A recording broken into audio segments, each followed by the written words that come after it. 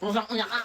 This is the part 2 ng weird food combination namin ni Kevin. Tapos magreklamo ka, masakit na naman ang tiyan. Hindi, ikaw talaga yung masakitan dyan.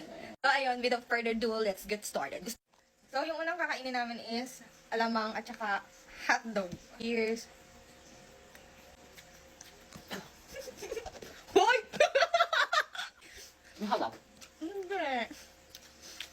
Ano siya? 5 out of 10. Ayo. 7 out of 10. Iba. Next, saging at peanut butter. Cheers. Halap. Sarap! Sarap ay! Masarap!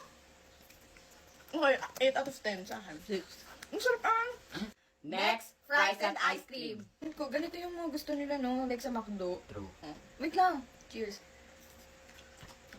Hap. Hap. Mga 8 out of 10. 7 out of 10. Next, Kanin at Ovaltine. Cheers. Hindi nga sa inyo, Milo. Akin amlang eh. Aming toyot mantika. Yan ka. Sarap. 8 out of 10. 8 out of 10. Chocolate at ketchup.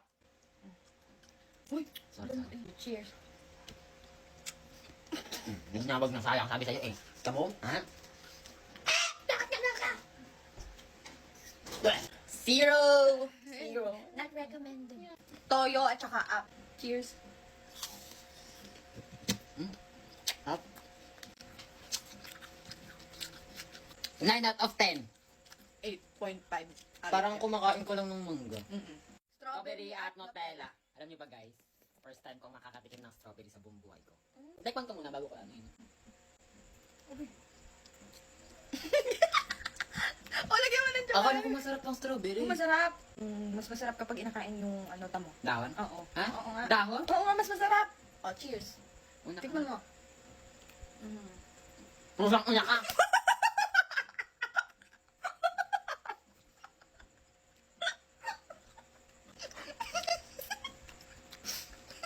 Ginawa mo naman ako kambing. Papansin mo.